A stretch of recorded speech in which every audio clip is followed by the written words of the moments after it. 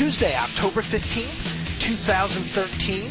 This is the Sales Playbook Podcast. I am your host, Paul Castaigne from YourSalesPlaybook.com, and this is the podcast for sales reps, sales leaders, and business owners who want to sell more. Now, this week, we're going to be talking about a little something called 3 Steps to a Stronger Network. And I can tell you, pretty much across the board, I think all of us could stand to have a stronger network. Wouldn't you agree? I hope you agree, because otherwise you're not going to listen to me today if you disagree. So I want you to agree with it. But before we get down to business today, I have to remember my manners, and I have a quick shout out for those of you who have been following this podcast for a while. You know that a shout out is a way of me acknowledging those who have been nice enough to stop by iTunes, give us a 5-star rating, leave some kind words. So this week's shout out is going out to, and forgive me if I'm butchering any names here. Boy, I tell you, I wouldn't want to do that. But this one is going out to Andy Monaghan. I hope I didn't screw that up, Andy. I'm so sorry if I did. And Andy was kind enough to write, short on theory and long on practical tips that you can easily try and apply. Highly recommend. Well, thank you, Andy. I really appreciate that. And it makes me feel very, very good to hear you say that, because that is my goal here. I'm not trying to complicate anything to do with sales. I want to make this so simple that when you guys leave this podcast, you're kind of thinking, man, there's no reason why I shouldn't do this. This is easy enough. Castaigne has dumbed it down for us.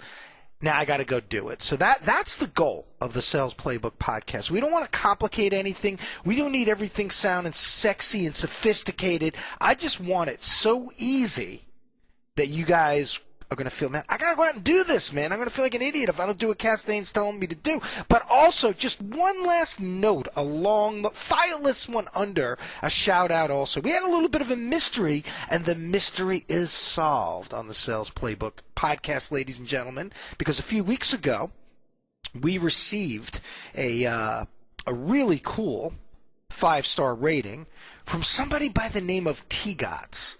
And I didn't know who the hell this T-Gots person was, man. We searched high and low. I hired a team of private investigators, man. We scoured the globe. And then finally, T-Gots came forward, sent me an email, and we've learned that the true identity of T-Gots is none other than a gentleman by the name of Tony Angotti. So Tony Angotti, thank you so much for that kind review. I feel like finally the loop is closed and I've been able to give you a proper thank you. Again, Tony Angotti, thank you very, very much for that 5-star review that you left us a few weeks ago. And for those of you who are listening, if you find value in this podcast, boy, I'll tell you, it really helps us out an awful lot, because the more ratings we get, the higher it ranks on iTunes, because iTunes is, in fact, a search engine within itself, if you think about it. So when people are looking for sales content, they can find this podcast. And what I'm finding now is that more and more people are running into this because of you guys spreading the word. So first of all, just a really big blanket thank you to everyone who's stopping by and giving us a rating. But if you haven't yet and you find value in this, would you please stop by, and I'll make sure that I leave instructions on how to leave that review in the show notes. And by the way, today's show notes can be found at yoursalesplaybook.com/90. Now, that's like 4 minutes of me going on and not giving you anything. I'm getting antsy here. So I think we've got to get down to business. Today's topic, again, 3 steps to a stronger network. You must write these things down. I've got a ton of stuff for you today, and I don't want you committing it to memory. And I also want to make a little bit of an we have to come to an agreement that if you hear an idea that just fits your personality, you can see yourself doing it, I don't want it to like sit in your brain. I don't even want it to sit in your journal or your notebook. I've made these so simple that it's going to take really not a tremendous amount of effort for you to do them. So if you hear an idea that you like, I want you to get out there and try it.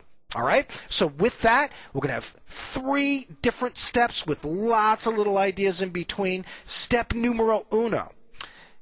This one's going to sound real basic, but you got to hear me out. You got to trust me on this. You want to show up regularly and be helpful. Show up regularly and be helpful. Now, the example I like to beat to death, and I want you to think about relationships in your personal life, because the mechanics that we use to build personal relationships really do apply when you think about it with social networking, because ultimately we're not just building some relationship with a robot, right, or some artificial being just because it's on your screen. This is a human being at the other end.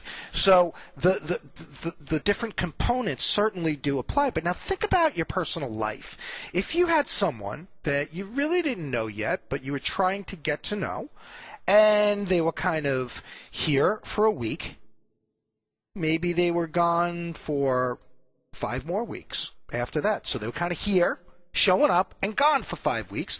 Then they're back for 3 weeks, gone for 4 months, and back and forth, and so it goes, right? Now, would you really trust that person? Would you really get to know them? Would they be somebody that you would even be thinking about or regarding? Probably not. So why would we do that in a social networking venue? And yet many of us sit here and go, duh, and yeah, it makes sense, and guilty as charged, but yet we continue to network that way. And by the way, just in case I turned you off with that phrase, social networking, yeah, I don't really get that, Castaigne, I don't buy into it, but you're all right, and I'm going to listen to you for a little while today. Man, you're an entertaining dude, Castaigne, and besides, man, you're like, keep me company while I'm driving and sitting in traffic. Well, I want to tell you, you could really look at your prospecting activities in general under the same heading in a way, in the same feel, in the same context, because many times we'll go hot and heavy with the calls and showing up and getting in their face, and then we disappear. Then we're back. Then we're gone. Then we're back. And we're not doing it consistently. So we've got to show up regularly and be helpful. Now, let me just give you just a few ways that you can do that. But one little point there that's very important. I think that, we're not going into this with a checklist, things to do.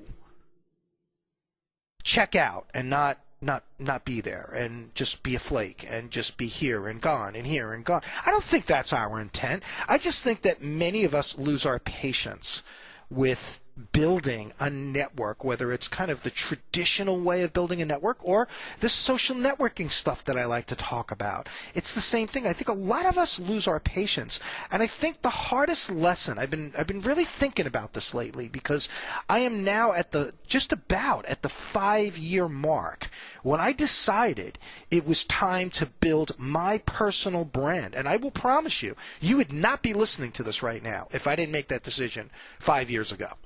So the thing I want to tell you, I was thinking about this. I was like, well, what is the biggest lesson that I've learned over the last 5 years? And I think I finally, at 48 years old, have learned to be patient. And I'm dead serious. I mean, I kid around about a lot of things, but I don't know if it's a good or a bad thing, but traditionally, over the years, I've been a very impatient person. It's helped me in some ways because I have a very high level of urgency and just like that typical type A, when I see an objective, I go after it with everything I have. But I just don't know that I had the level of patience that I needed to properly build a network gradually over time. So if you'd please write this down. It's a phrase that I've said over and over and over again, just in terms of getting your mindset in the right place before I give you all these how-to instructions today. You need to have the patience to court your network, like a courtship, like an old-fashioned courtship. Right? Ultimately, with the purpose of hopefully that they're going to marry you.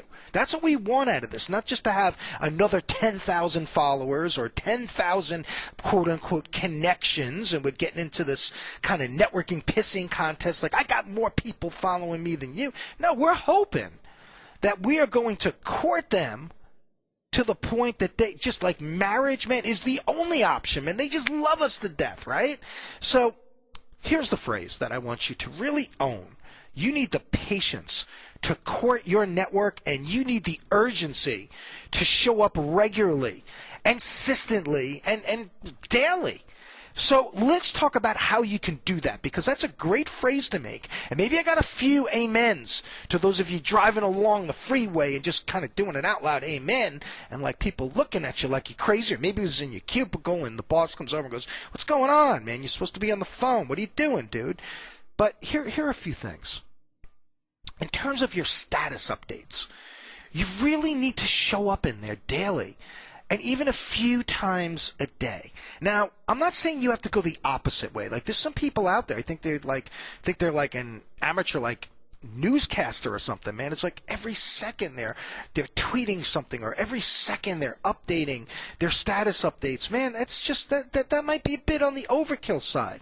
But what I want you to think about is you need to show people in these status updates, right, that you're still around, and become top of mind with them and kind of get on their radar screen. So there's a few ways that you can do this. And I want to put something to rest immediately. I think there's a lot of people, and I've been guilty of this to a certain extent too, that love to put lots and lots of links to stuff in their status updates, or on Twitter and Google Plus, and even on their Facebook fan pages and stuff.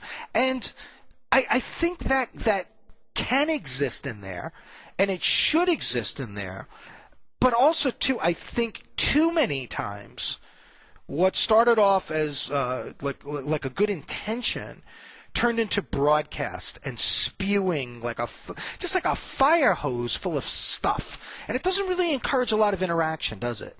So I want you to think about that sparingly, but think beyond links. And here are a few things. How about putting a question in your status update? See, the funny thing about questions that a lot of people forget about, in its most basic form, a question inspires an answer, which kind of jumpstarts a dialogue, doesn't it?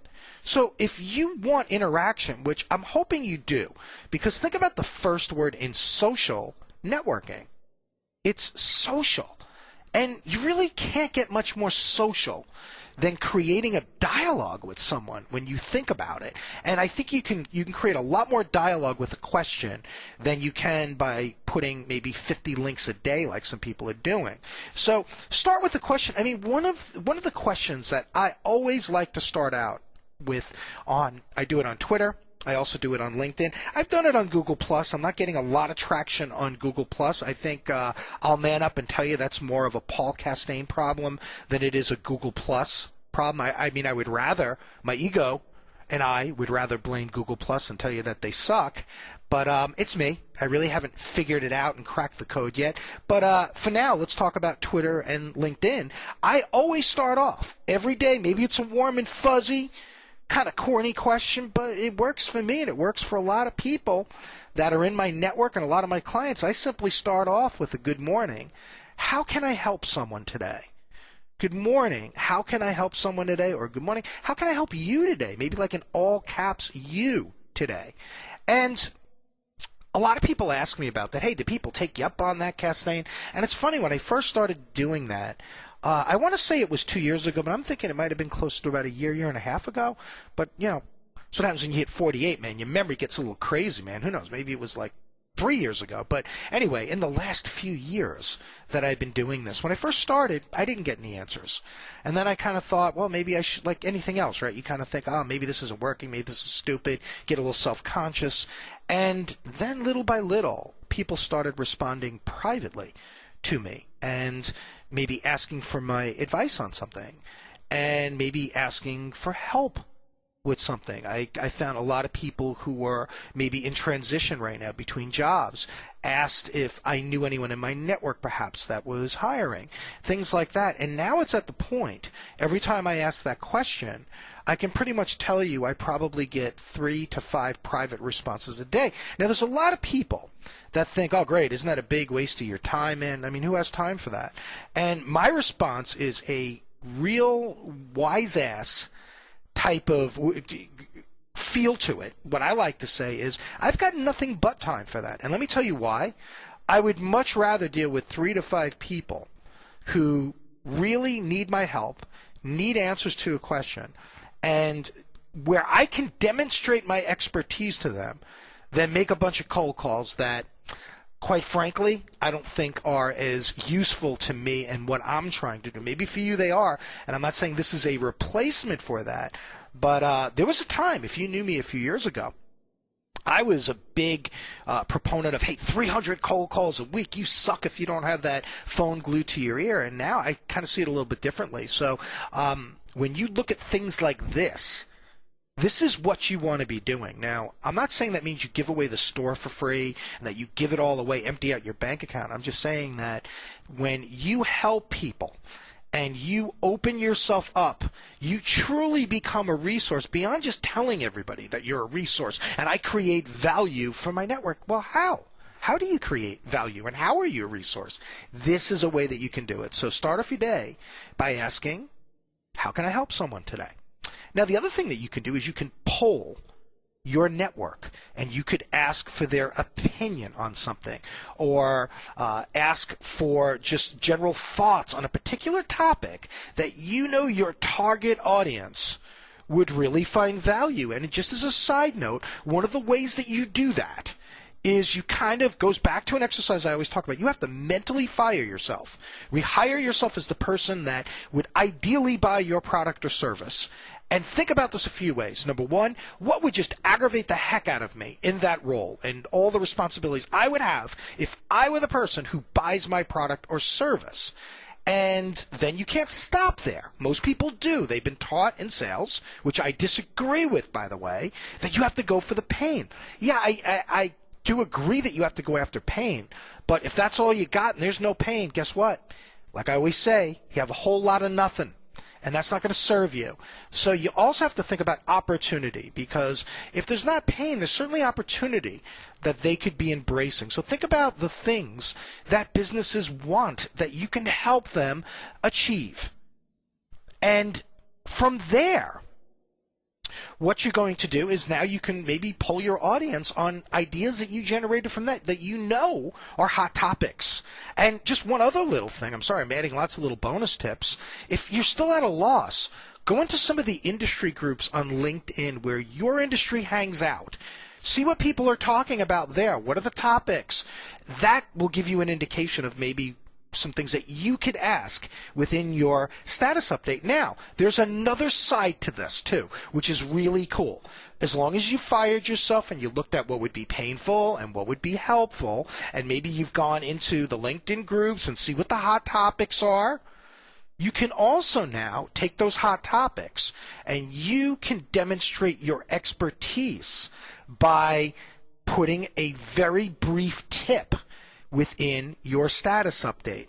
And what I highly recommend that you do, because I know that you're busy, but when you batch activities together, it's a tremendous time saver because your brain is already just fixated on that particular task. So if you literally, what you could do inside of about 15 minutes, because your brain's already on the subject of thinking of some cool tips, you could just write very brief tips. You could do 5 of them.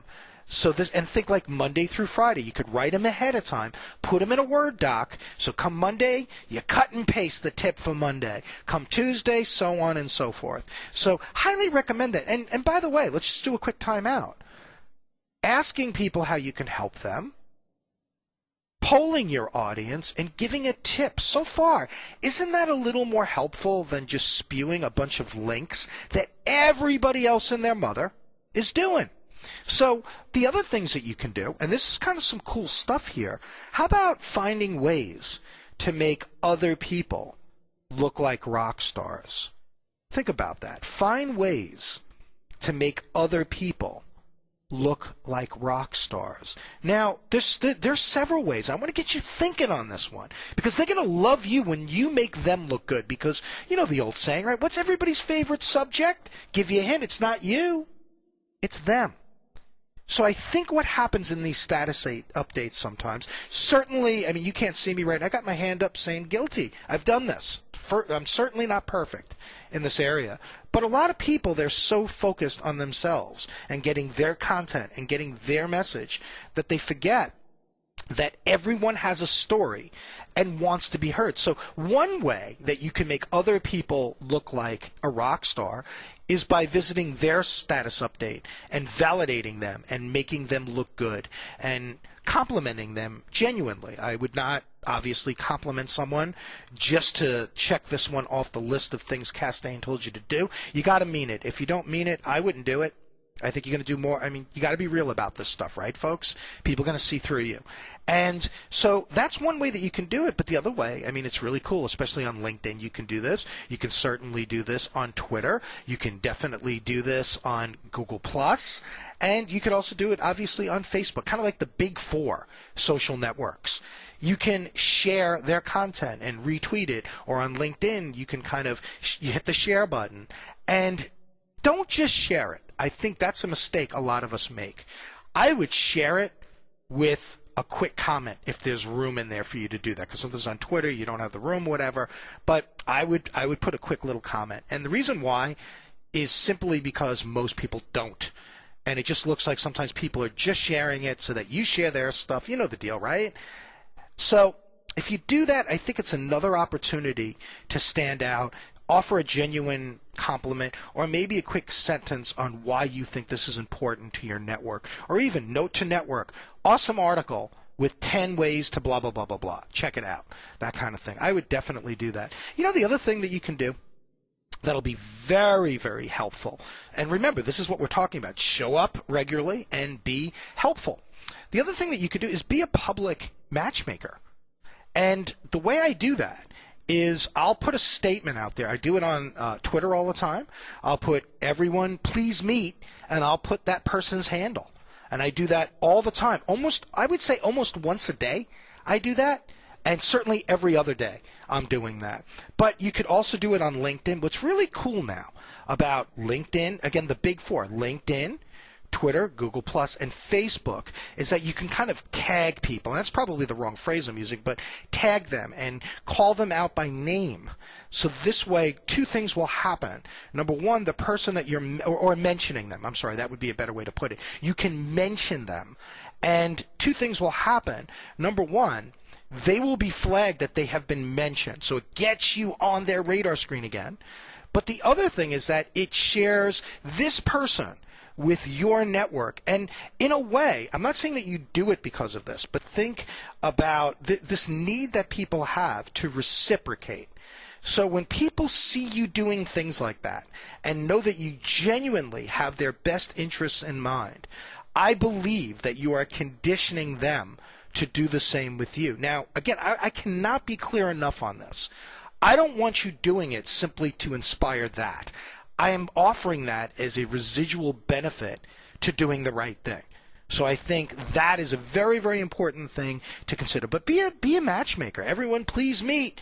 And sometimes I'll have fun with it. You know, everyone please meet. And then I'll name that person. Joe Jones, please meet everyone. It was hard getting him here, but I got him here. You know, and I'll be goofy or something. Nothing wrong with that. But I think that's important. And the final thing under showing up regularly and being helpful, and this is one I know I've beaten to death, so forgive me, but every time I bring it up, and I apologize for beating it to death, I swear to you, every time I do this, I get an email from someone saying, yep, I've heard you say it now for 2 years, and today's the day I actually did it, Castaigne. So go figure. But every 4 to 6 weeks, you want to send a resource out to your entire network. And a lot of reasons why you want to do that. It's a great way to get on their radar screen without being salesy. Sending something, just unconditional, no strings attached. I would also say that it should be brand, like 98% of the time, brand agnostic. In other words, it's not something from your company or that it's our free report. It's just like other things that are useful. Like, let me give you some ideas to get your wheels turning. When I say that I send a resource out to my network every 4 to 6 weeks, I found that people love apps. I don't know about you guys. I love apps too, and I love and it's constantly evolving. I don't make every one of my resource an app. It's like, here we go again, Castaigne, the app addict, right?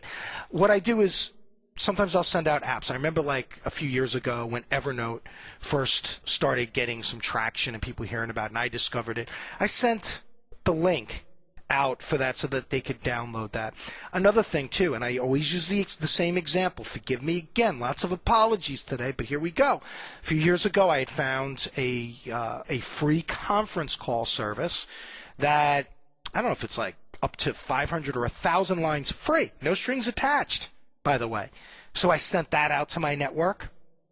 I've introduced people to my network, again, going back to that make someone look like a rock star thing, someone I felt that they should know. Again, no strings attached there. I wasn't playing into my agenda, kissing somebody's tail so that then they had to do something for me. I don't like that stuff, by the way, and I never play that because I think that it's very insulting to your audience, and people are smart enough to see through that that's why you're doing it. So I would be very careful in kind of that artificial stuff. You got to mean it.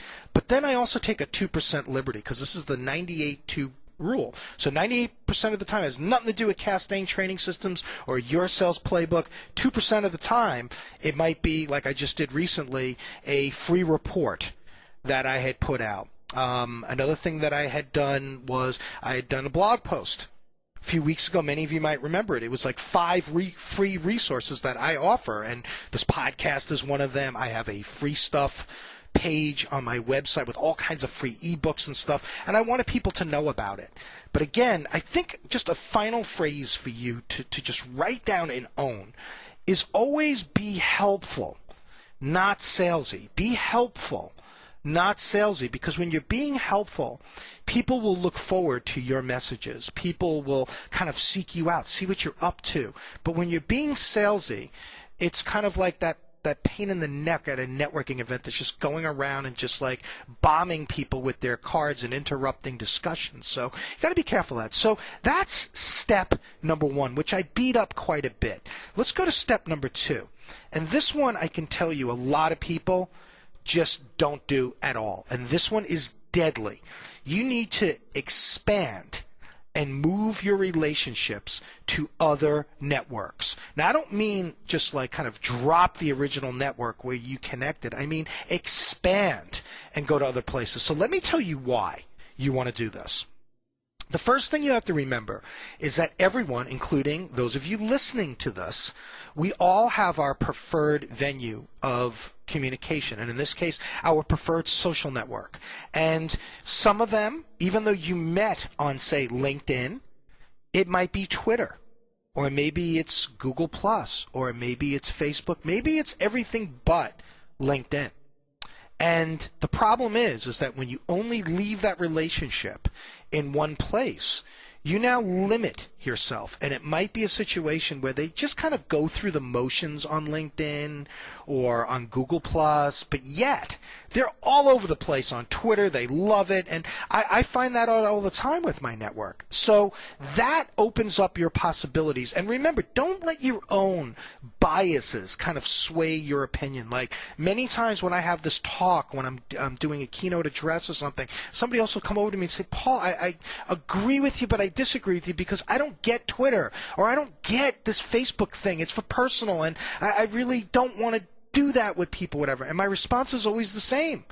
It's nobody cares what you get. Sorry, it's harsh. I know. Forgive me. Right there I go, apologizing again. It's like, it's like we're going to have to do a group hug after this podcast this week. But the fact still remains. You're kidding yourself if you think that your prospect or your customer or this audience that you want to reach sits around wondering what you get and make that as part of their decision as to whether or not they're going to show up. They're going to show up regardless. And if your competitors show up and you don't, man, you're out of luck. So the other thing, too, I think you have to think, going back to the relationship thing, when you are courting your significant other, or when you're dating, or even friendship, right? There are different places that we hang out with our family and friends and significant others. And sometimes, heck, man, maybe we're going to do a movie night, right? We're going to stay at home, do a movie night. Other nights, we're going to go out for a nice dinner. Another night, we might have a barbecue. We might go on a picnic, walks along the beach, right? I mean, we can go on and on and on, but there are different places you hang out. And in different places, man, there are different protocols. And we can get to know each other from a different angle, different perspective. Plus, it's one more place that we're hanging out together. So I think that's very, very important. So there are a few kind of instructions that I have for you in order to do this. I think the first place that you need to expand your relationships and move them to or expand and kind of move them into other social networking platforms is from hello. When you connect with someone, what you ought to do is you ought to send a letter to them right through the social network, thanking them for connecting with you, and just simply saying, here are some other places where we can connect, and list all the other places where you hang out, Twitter and Google Plus and all those things. And the other thing that you can do, the other opportunity, that was opportunity number one. And by the way, opportunity number one and the second thing, it's almost the same letter that I use. It's like maybe one or two sentences that get changed. So like almost like word for word, you could use the same letter. So from hello, I do this, but then twice a year, I send out to my entire social network an email that basically says, where else can we connect? And I'll put something in there along the lines of, I know that all of us have our preferred places where we love to hang out. Here are some of the places where I hang out. But both letters, right, that one from hello and this one, share something else in common. The way I end the letter is very, very important, because when I get done with it, I say, enough about me. Where else can I connect with you? Because, see, questions, it goes back to that status update things. When you ask a question, you're inviting a conversation. And I really can't think of anything more social in social networking than you and I actually having a conversation. I mean, it's a heck of a lot better than liking, right? Or that kind of stuff. So, or what is it? I hesitate, like that really awkward Facebook poke. I mean, what the hell were they thinking there, right? Anyway. Don't get me started. So, the thing that you might want to do too, because we're talking about expanding and moving your relationships. I gave you an example within social networking, how you can do it. But you can also do this on those emails that you send out. You have an auto signature. What you can do is, why don't you put a PS underneath all your regular contact information, like your phone number and whatever else, the name of your company and your title or whatever, some motivational quote or whatever you do, and then just have a PS in there, and maybe something like, are we connected on LinkedIn? Or come join our Facebook community or something like that, because you want to take all of your relationships and bring them to other places so that they have a chance to thrive in new and exciting ways. Plus, it might just be the place where they're hanging out all the time, and you might actually bump into them there more than in other places. So in your PS message, you can do that. I highly recommend, you're going to want to circle this one, put little arrows over here, dude, and stuff, or do that. And I highly recommend that you take a look at your prospects right now. Every one of them should be invited into your social network. Every one of them should. And there's reasons for this. First of all, it is an incredible insurance policy for you. How is it an insurance policy? At some point, and by the way, before I explain that one, not just prospects, I left that an important one, your prospects and your customers. So before I explain this to you, right now, one of your action items from this week's podcast is that this week you are to look at all your prospects that you have, all of your customers, and send them invites and just start connecting with them in these other places. Now, let's get into this why thing that I've been avoiding. It's an insurance policy for you. It's an insurance policy because if for some reason any of these people go MIA on you, or they disappear, or even, God forbid, you lose somebody as a customer, you have one more place where you can bump into them. You have one more place where they can admire you from afar. And by the way, time out on that note. You do understand that this is one of the biggest changes right now in history that we're seeing. It's in how people buy things. People, in many cases, they're doing all their research ahead of time, right? Duh, Paul. We all know that. We've heard that one.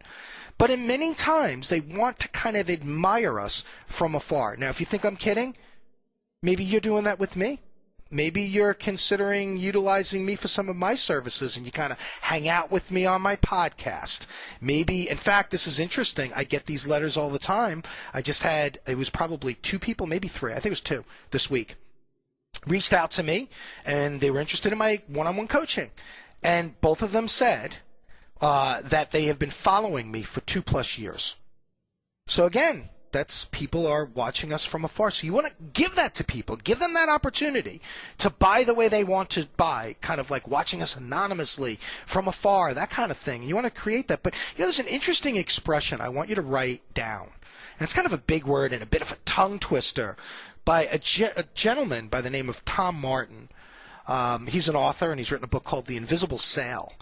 And he calls it propinquity points. Propinquity points. These are, and again, I'm not going to quit my day job and become a thesaurus or anything like that, but what this means is that we want to have places that kind of we have in common and that we bump into each other. So if you have expanded your traditional relationships and given additional places where you can bump into each other, it can serve you very, very well. If you're doing that first step, by the way, where you're showing up consistently, being helpful, you can demonstrate your expertise, and people can admire you from afar. This is just a critical point of building a powerful network. And it takes patience. This is not something that you can go, okay, I bought in, and then a week later, man, why aren't these things that Castaigne told me to do working for me yet? No, man, I've been at it 5 years. And I mean, I'm in this for the long haul, man. I'll be at this 20 and 30 years one day with my old ass trying to do this stuff. But anyway, I think it's really, really important that you grasp that. And there's one other thing too. Think about your traditional networks. Anytime you are at a networking event or you're doing some networking and you're kind of exchanging information, I think one of the questions you should ask, I wouldn't do it right out of the gate, but maybe as the conversation's winding down, perhaps maybe at that point, maybe where you would exchange business cards, ask them, hey, are you on any of the social networks? Are you on LinkedIn? Are you on Google Plus, Twitter, or whatever? And make it a point. I mean, heck, if you could do it right then and there with your smartphone and you have like the LinkedIn app or something like that, send each other an invite right then and there. So this way it's done. And also it's a little awkward not to accept your invite when you're standing right in front of them. So that's something that you might want to do. Again, take out that insurance policy. Very, very important. And that certainly brings us to item number 3, step number 3. What you want to do, and I think this one right here either makes or breaks your social networking efforts. You need to move your virtual relationships.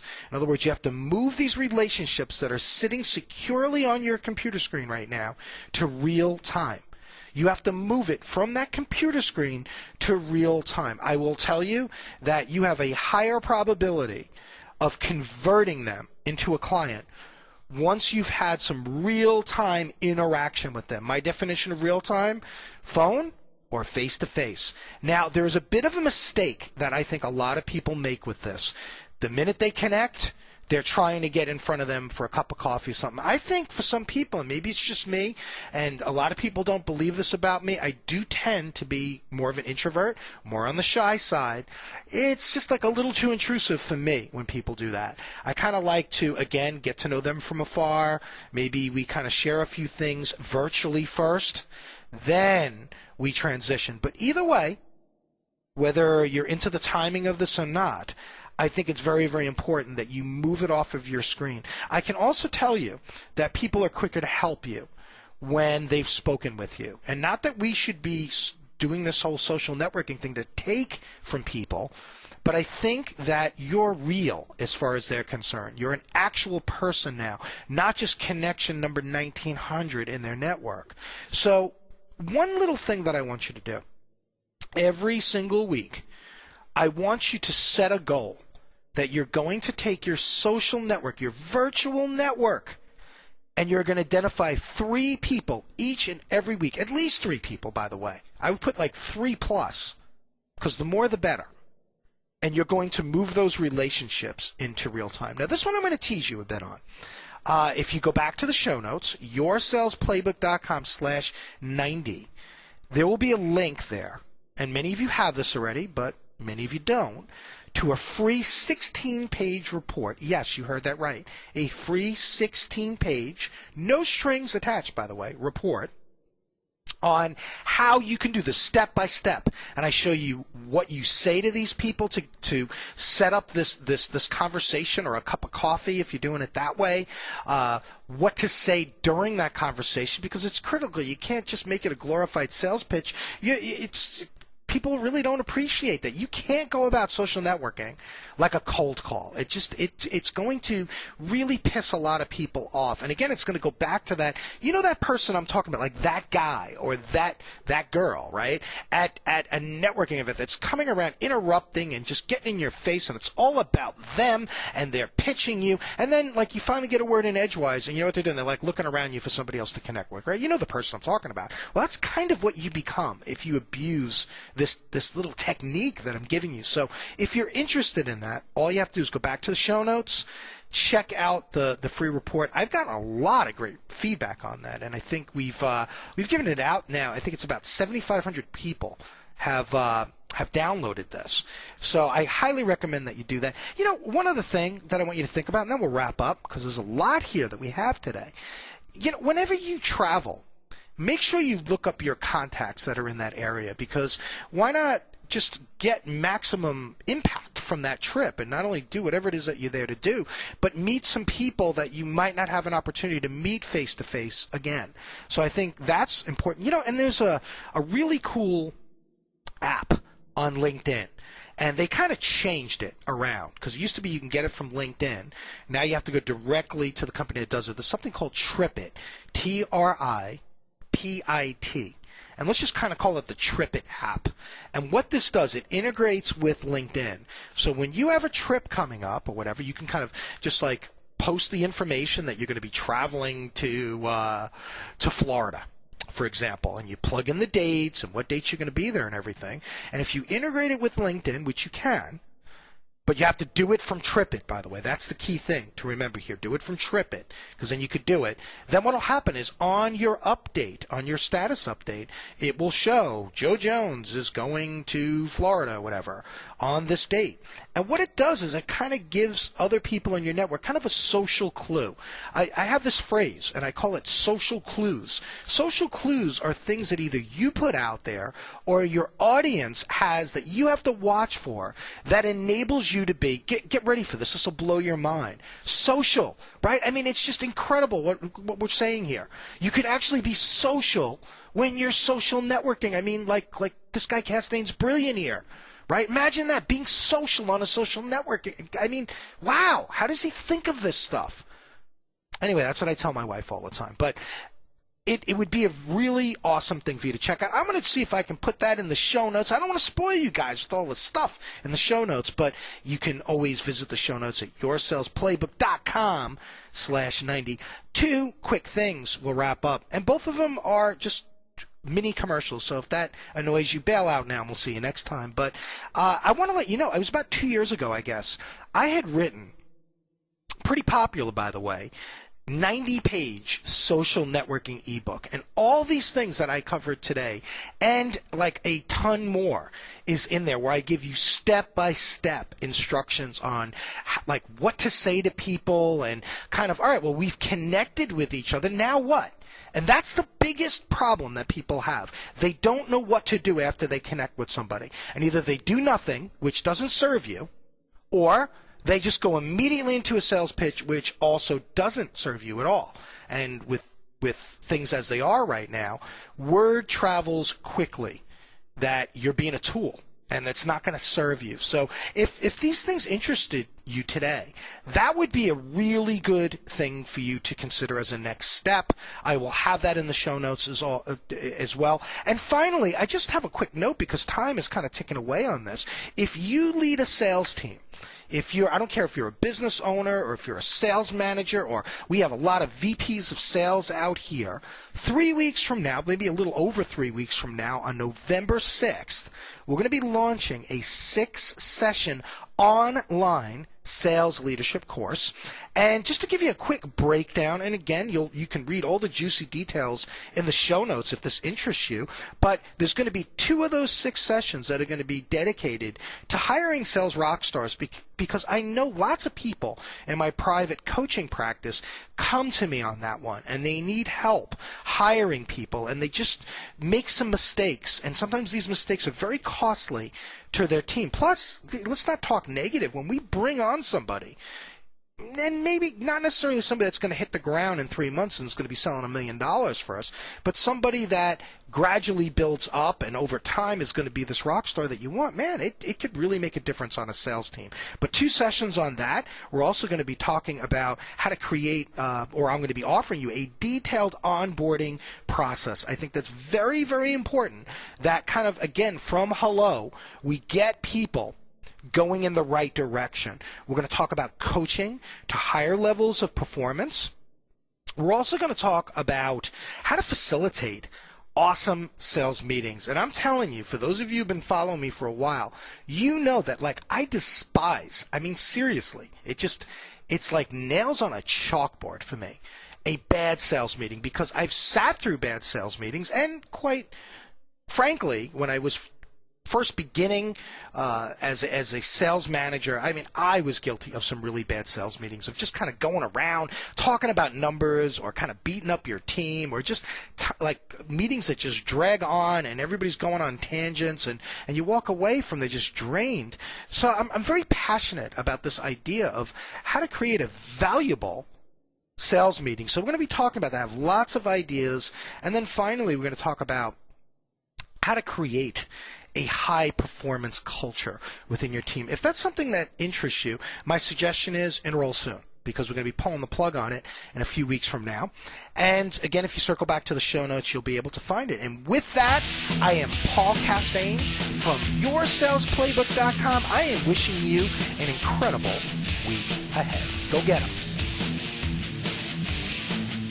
The Sales Playbook Podcast is a Castaigne Training Systems production.